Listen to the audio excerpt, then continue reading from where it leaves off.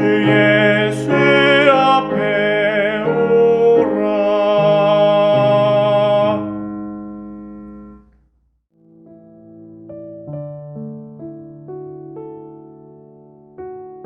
한 해를 허락하시고 이루게 하시더니 또 한 해를 저희들에게 허락하심을 감사합니다.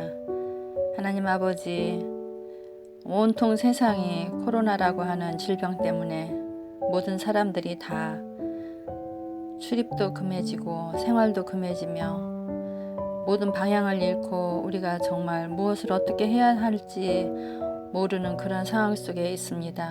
그럼에도 불구하고 우리의 삶 속에 하나님 새해를 허락하여 주셔서 찬란한 햇빛과 함께 새로운 한 해를 꿈꾸게 하심을 감사합니다. 이 한 해 동안도 주님께서 허락하신 사명과 또는 허락하신 모든 건강과 허락하신 모든 삶을 잘 이룰 수 있도록 하나님 기도와 찬송으로 영광되는 날들이 되게 도와주시옵소서. 아버지 하나님 은혜를 감사합니다. 온 가족들이 다 무거워하게 하시고 또 가정마다 하나님의 뜻 안에서 하나님을 사모하며 살 수 있게 하시니 감사합니다. 특별히 나눔교회에 속한 우리 모든 성도들의 가정을 지켜주시고 주신 자녀들을 지켜주시옵소서. 연로하신 어르신들의 건강을 지켜주시고 자라는 아이들의 모든 과정과 학업들이 헛되이 가지 않도록 주님 인도하여 주시옵소서. 아버지께서 허락하신 이 귀한 한 해 하나님 우리가 정말 최선을 다해서 살아갈 수 있게 하시고 하나님 앞에 우리의 모든 것들을 다 내놓고 하나님을 섬기는 자들로 부끄럽지 않게 살아가게 도와주시옵소서. 아픈 사람 없게 하시고 아파도 건강하게 일어날 수 있는 용기를 허락하여 주시고 우리가 어떠한 걱정이나 고민으로 이 삶을 해치지 않도록 하나님 지켜주시옵소서. 주님 앞에 제단에 나와서 예배하지 못하는 이 안타까움이 어서 끝나게 인도해 주시고 우리의 삶이 끊어지지 않도록 우리의 생활이 끊어지지 않도록 주님 허락하여 주시옵소서. 각자의 고민과 또는 각자의 기도의 제목들이 있는 줄 압니다. 또 각자의 사업처에서 주님 앞에 간구하는 일들이 있는 줄 압니다. 하나님 이 모든 간구와 또는 주님 앞에 외침이 헛되지 않도록 하나님 들어 응답하시고 이루어 주시옵소서. 아버지께서 허락하신 이 귀한 2021년도를 우리가 정말 감사히 받고 헛되이 되지 않도록 하나님 인도하여 주시기를 간절히 원합니다. 아버지 하나님 오늘 또 단에 귀한 종을 세우셨습니다. 신년 첫 예배입니다. 하나님 말씀이 땅에 떨어져서 옥토에 떨어져서 알곡이 되게 하시고 그 말씀들이 우리의 삶 속에서 살아 움직여서 정말 피고 지고 열매 맺는 아름다운 말씀이 될 수 있도록 인도하여 주시옵소서. 종의 모든 건강을 지켜주시고 종의 은혜를 지켜주시고 믿음을 지켜주시고 기도의 응답들이 허락되는 나눔교회가 되게 도와주셔서 주의 종의 삶이 하나님 앞에 복된 삶이 될 수 있도록 축복하고 인도하여 주시옵소서. 가정과 모든 생각과 움직임까지도 하나님께서 일일이 다 주관하시고 축복으로 인도하여 주시옵소서. 오늘도 우리의 예배가 헛되지 않도록 모두가 정성을 다하게 하시고 곳곳에서 드려지는 비대면 예배가 하나님 앞에 온전히 만나지는 귀한 예배가 될 수 있도록 인도하여 주시옵소서. 이 예배가 이 한 해를 이끌어가는데 기초가 되게 하시고 또는 좋은 그러한 옥토의 땅이 되게 하셔서 하나님 좋은 땅에 좋은 씨를 뿌리고 또는 잘 자라게 할 수 있는 아름다운 말씀이 될 수 있도록 인도하여 주시옵소서.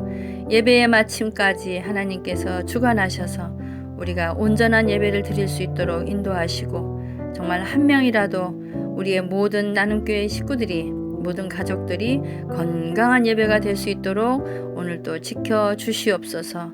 예배하는 모든 시간을 주님께 온전히 드립니다. 하나님 인도하고 받아주시옵소서. 감사드리고 예수님의 이름으로 기도하옵나이다. 아멘.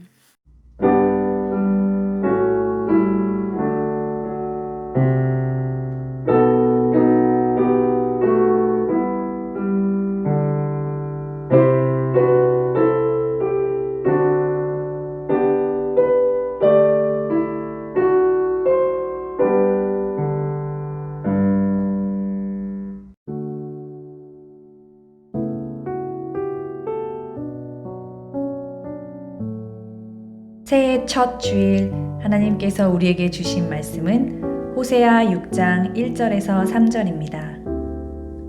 오라 우리가 여호와께로 돌아가자. 여호와께서 우리를 찢으셨으나 도로 낫게 하실 것이요 우리를 치셨으나 싸매어 주실 것임이라. 여호와께서 이틀 후에 우리를 살리시며 셋째 날에 우리를 일으키시리니 우리가 그의 앞에서 살리라. 그러므로 우리가 여호와를 알자. 힘써 여호와를 알자. 그의 나타나심은 새벽빛같이 어김없나니 비와 같이 땅을 적시는 늦은 비와 같이 우리에게 임하시리라 하니라. 아멘.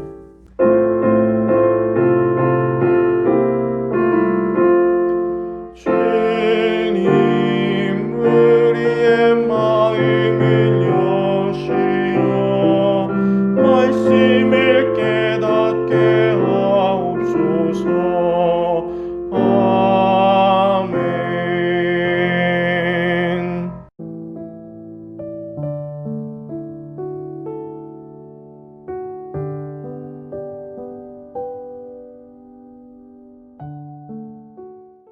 여호와께 돌아가자라는 제목으로 오늘 말씀 나누겠습니다. 여호와께 돌아가자는 우리 2021년 나눔교회 표어입니다. 우리의 삶이 여호와께 돌아가 주님과 함께하는 복된 삶이 되기를 소망합니다. 하나님께서는 호세아를 통해서 호세아서에서 7가지의 복을 이야기하셨습니다. 그리고 오늘 본문은 그 7가지 중에 4번째에 해당하는 부분입니다. 바로 하나님의 회복과 치유의 복입니다. 하나님께 복을 받는 방법은요, 생각보다 복잡하지 않습니다. 성경의 전반에 흐르는 하나님의 메시지만 파악하면 돼요.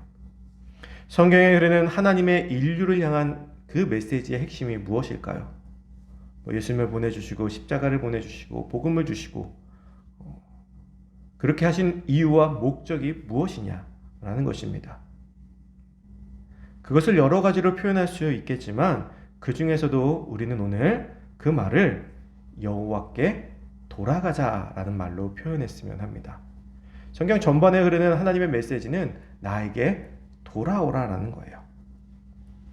성경 전체의 메시지는 에덴 동산을 떠난 그 하나님의 품을 떠난 하나님의 백성들이 다시 하나님께로 돌아오라는 하나님의 그 이야기가 담겨 있는 것이 바로 성경이라는 것입니다. 그러므로 하나님께 복을 받는 방법도 하나님께 돌아가는 것이죠. 우리 나눔교회 2021년 표도 그래서 여호와께 돌아가자입니다. 그리고 그 돌아감 가운데 특히 2021년에는 하나님의 치유와 회복의 그 축복이 저와 여러분들 또 더 나아가 이 땅, 이 세상에 임하시기를 소망하는 우리의 마음이 담겨 있을 것입니다. 호세아 선지자는 북이스라엘이 멸망하기 직전까지 활동한 선지자입니다. 호세아 당시 여로보암 2세의 그 마렵에는 북왕국 이스라엘은 물질적인 풍요로움에 반비례해서 사회적으로는 부정부패와 종교적 타락이 매우 심각했던 시대였어요. 더군다나 시대의 양심이 되어야 할 종교 지도자들이 오히려 앞장서서 부정부패를 일삼았습니다. 지도자들이 이러하니 일반 백성들도 덩달아 부패와 타락의 늪에 깊숙이 빠지게 된 것입니다. 우리가 지금 사는 현실 속에서도 종교 지도자들의 타락이 요즘 부쩍 많이 이슈가 되고 많이 드러나고 있죠. 그동안은 말하지 못했던 것일 수도 있지만 유독 요즘 들어서 참으로 많이 벌어지고 있는 것이 사실입니다. 그 종교 지도자들이 이단이건 사이비이건 우리 교회는 아니라고 이야기할 수는 있겠지만 사실 그렇게 이야기하는 것은 세상에 별 의미가 없습니다. 그것은 호세아 당시도 마찬가지였을 거예요. 사실 이스라엘의 종교 지도자들도 타락한 종교자들은 이미 이단이며 사입이라고 볼 수 있겠죠. 그러므로 그러한 변명은 아무런 도움이 되지 않는다라는 것입니다. 이 땅의 교회가, 이 땅의 종교 지도자들이 바르게 서 있었다면 그런 이단들이 나타난다고 해서 사이비가 나서 잘못을 저지른다고 해서 그 비난의 화살이 모든 교회를 향할 일은 없었다라는 거예요.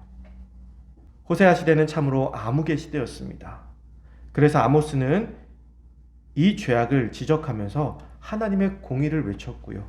그 뒤를 이어 호세아가 죄악의 회개를 촉구하면서 하나님의 심판을 이스라엘에게 외쳤습니다. 이런 배경하에서 본문은 하나님의 심판을 바라는 새벽이 빛에 비유되면서 타락한 백성들에게 회개를 촉구하고 있는 것입니다. 그들은 형식적인 예배를 드렸으며 하나님과의 언약을 무시하였습니다. 제단 앞에서는 거룩한 척했지만 세상에서는 악을 행하는 포악함이 가득했다라는 거예요. 생명을 살리는 것보다 자신들의 이권과 이념이 또 자신들의 생각이 우선시 되었던 시대였습니다. 우리는 지금 호세아 시대의 이야기를 하고 있지만 잘 듣다 보면 지금 우리 시대의 이야기를 하고 있는 것 같아요. 지금 현실과 별반 차이가 없어 보입니다. 생명을 살려야 하는 이 시기에 교회와 종교 지도자들은 자신의 이념과 이권을 생각하고 있다라는 것입니다. 주변 사람들이 같이 살자는 아우성을 외면하고 무시하고 생명을 외면하고 있습니다. 이것이 호세아 시대와 다른 것이 무엇이 있겠습니까?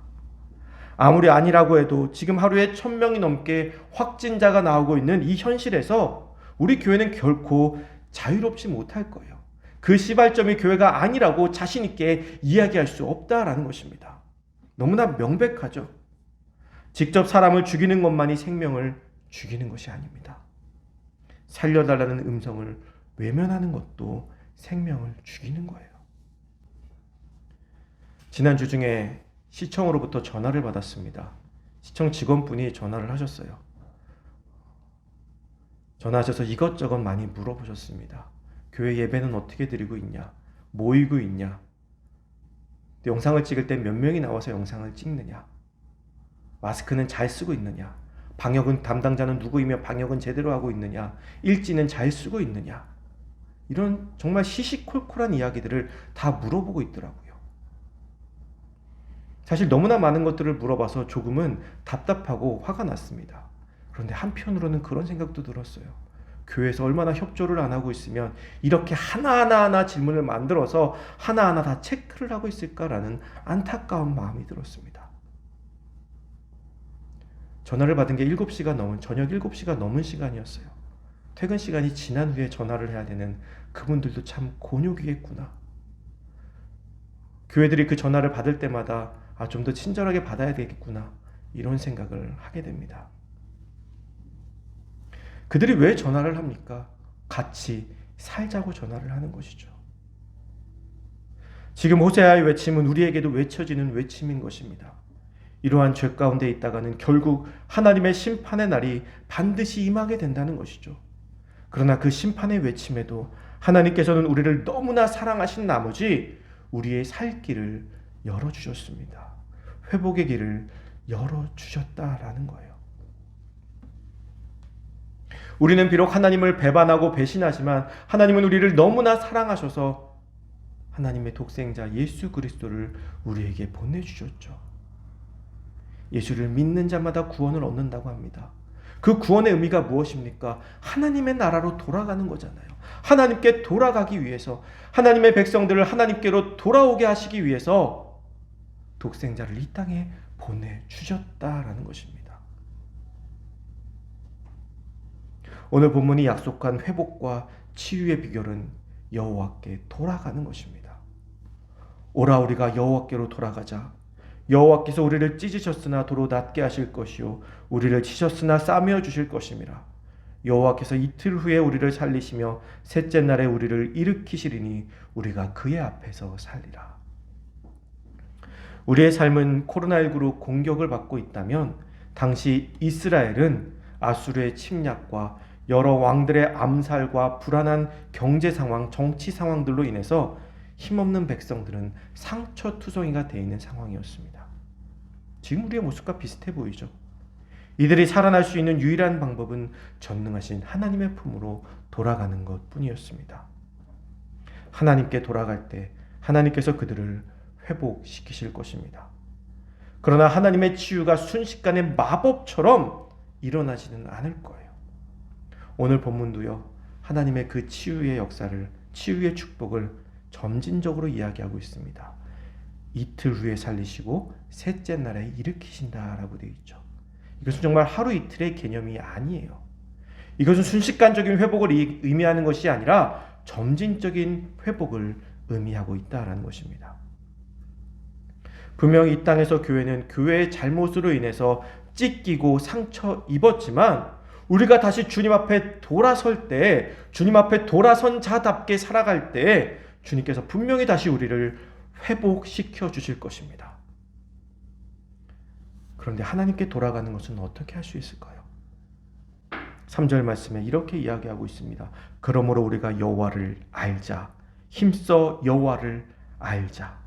그의 나타나심은 새벽빛같이 어김없나니 비와 같이 땅을 적시는 늦은 비와 같이 우리에게 임하시리라.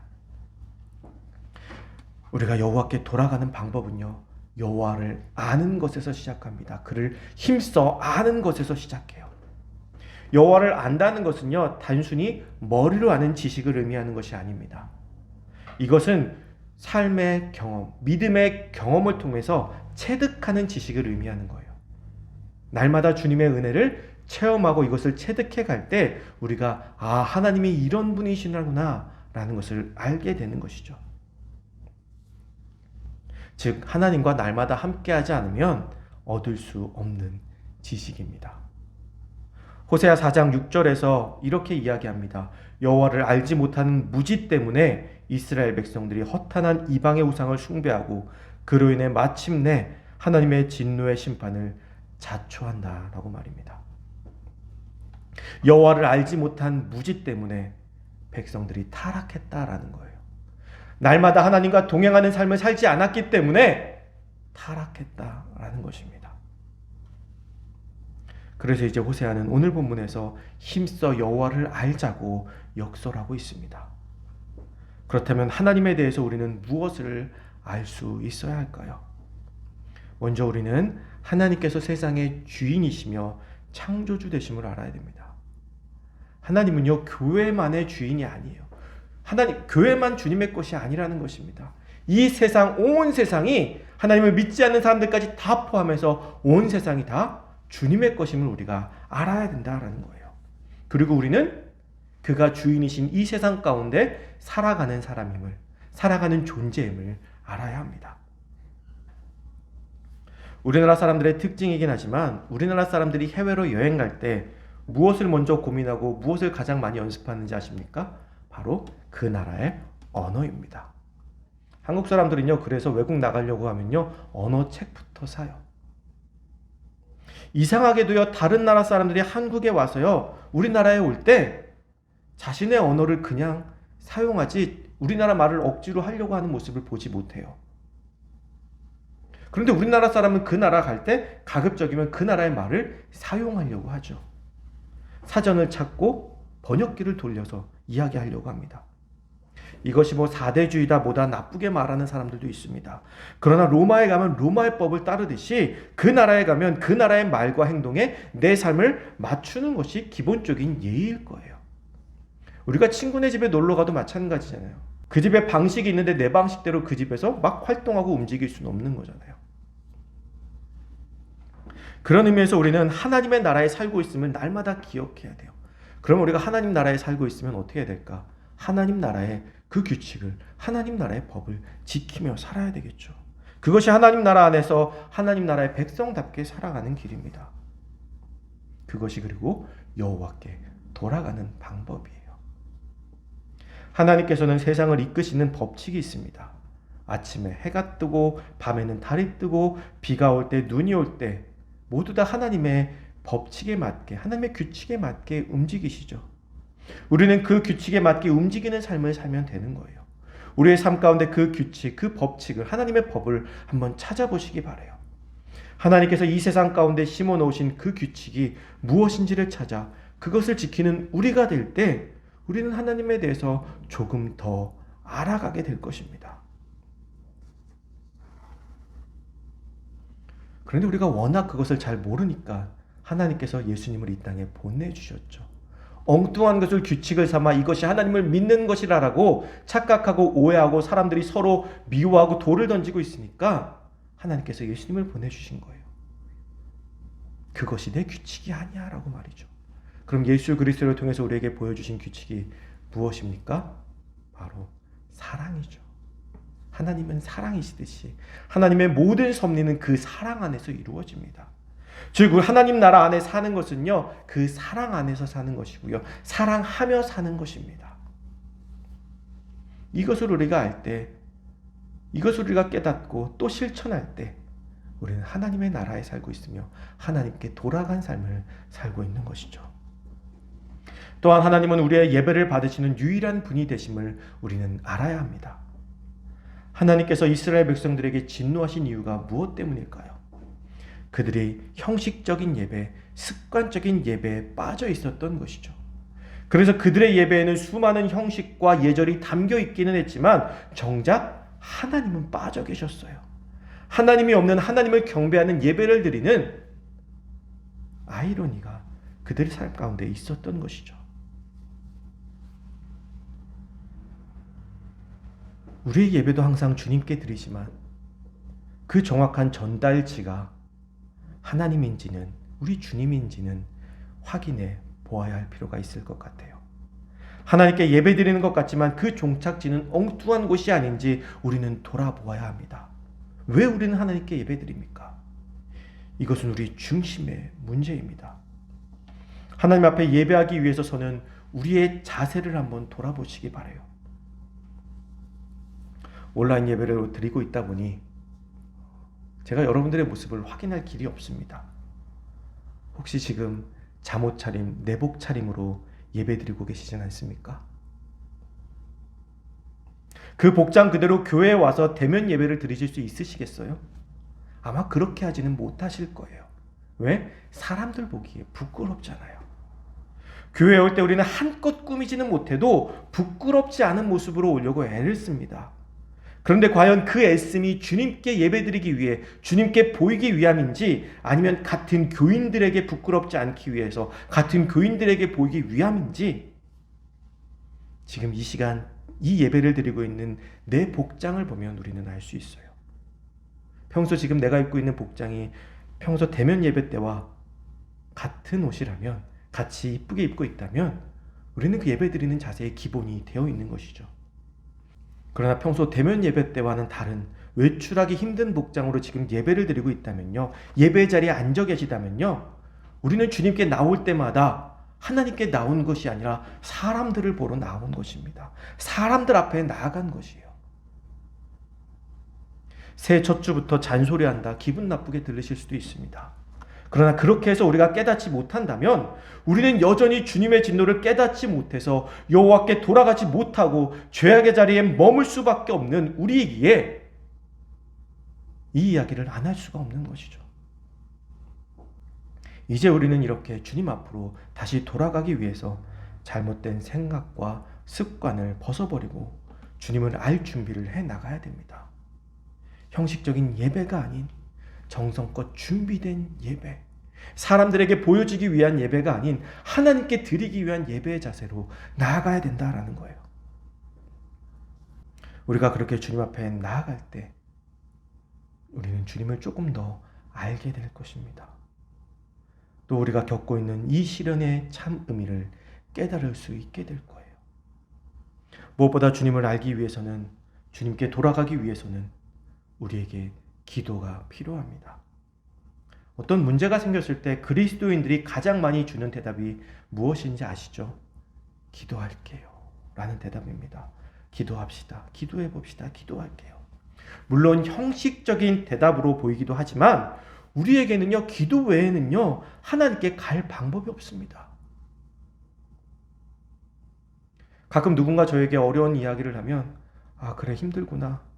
내가 너를 도와줄 건 별로 없고 기도밖에 해줄 게 없네 라고 이야기하면서 순간 그런 생각이 들어요. 아, 기도면 됐지. 기도가 최고 아닌가? 그런데 우리는 습관적으로 그렇게 생각하죠. 기도밖에 해줄 게 없다. 기도 받게 해줄 게 없을까요? 아니요. 기도 외에는 할 수 있는 것이 우리에게 없어야 하는 것이에요. 기도 외에는 내가 할 수 있는 것이 없다. 이 의미가 조금은 달라야 돼요.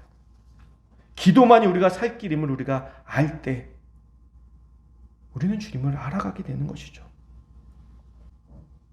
그래서 저도 기도해야 할 일이 생기면요, 기도할게요 라고 하고선 바로 기도합니다. 그 자리에서 바로 기도해요. 왜냐하면 제가 까먹을까봐, 혹시 게을러서 그것을 잊어버릴까봐, 혹은 안 하게 될까봐 기도 부탁을 들으면요, 나중에 또 하기도 하겠지만 지금 그 순간 먼저 기도를 합니다. 저희 동기 목사님들 카톡이 있어요. 거기 기도 제목들이 참 많이 올라와요. 그러면 기도할게요, 기도할게요 이런 답들도 많이 올라오죠. 근데 저는 이렇게 답합니다. 기도했습니다. 그리고 기도할게요 라고요. 이따가 하면요, 생각날 때 하면요, 못할 수도 있어요. 우리는 그래서 항상 기도해야 돼요. 누군가 나에게 기도 부탁을 하면 그 자리에서 기도하십시오. 손을 잡고 소리내서 기도는 못할지언정 돌아서는 순간 바로 내 마음으로 하나님께 기도하세요. 세상 사람들은 기도가 무슨 소용인지 그냥 형식적인 의미로 생각할 것입니다. 그러나 기도 외에는 우리가 하나님 앞에 나아갈 방법이 없습니다. 우리는 그저 기도함으로 하나님께 나아가는 것입니다. 반드시 내가 원하는 방법과 시간에 기도 응답을 받는 것이 중요한 것이 아니고요, 이러하든 저러하든 하나님 앞에 나아가는 게, 그것이 주님께 돌아가는 방법인 것이에요. 그리고 그것이 기도하는 것입니다. 많은 것을 이야기했지만 간단합니다. 오늘 말씀은 아주 간단해요. 여호와께 돌아갑시다. 우리가 하나님의 나라에 살고 있음을 깨닫고 주님께 마음을 다해 예배드리고 또 기도합시다. 그것이 주님께 돌아가 주님의 치유와 회복을, 그 축복을 누리는 유일한 길입니다. 사랑하는 성도 여러분, 2021년 우리가 기도함으로, 우리가 예배함으로 주님께 돌아가 2020년 코로나19로 찢긴 세상과 교회와 성도들이 하나님의 치유와 회복의 축복을 누리는 귀한 한 해가 되기를 간절히 소망합니다. 기도하겠습니다. 사랑과 은혜가 풍성하신 주님, 날마다 우리에게 돌아오라 하시는데 우리는 주님 품 안에 있다고 착각하며 돌아가지 않고 있지는 않은지 이 시간 우리를 돌아보게 하여 주시옵소서. 주님 앞에 참된 예배로 서며 주님의 세상 안에서 주님의 법을 지키며 날마다 기도함으로 주님과 동행하는 주님의 복된 삶이 되어 주님의 놀라운 축복을 누리는 우리가 될 수 있도록 붙들고 인도하여 주시옵소서. 예수님의 이름으로 감사하며 기도드리옵나이다. 아멘.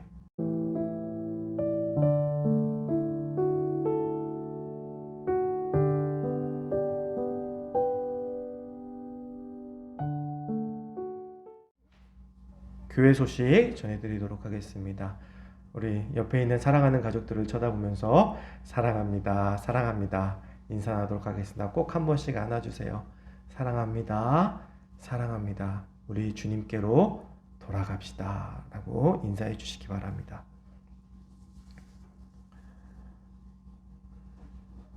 다음 주일 예배는요, 주중에 상황을 봐서 온라인으로 들을지 대면으로 들을지 연락을 드리도록 하겠습니다.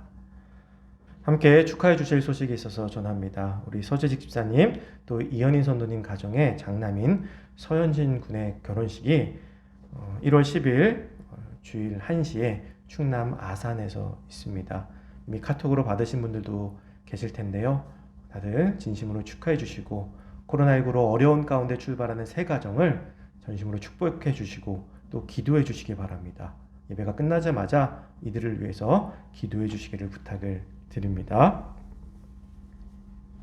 이제 찬송가 50장 찬양하시면서 준비한 예물 주님께 감사와 기쁨으로 드리도록 하겠습니다.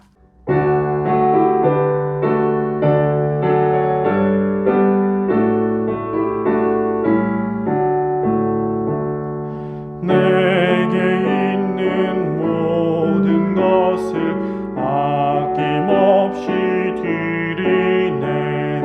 사랑하고 의지하며 주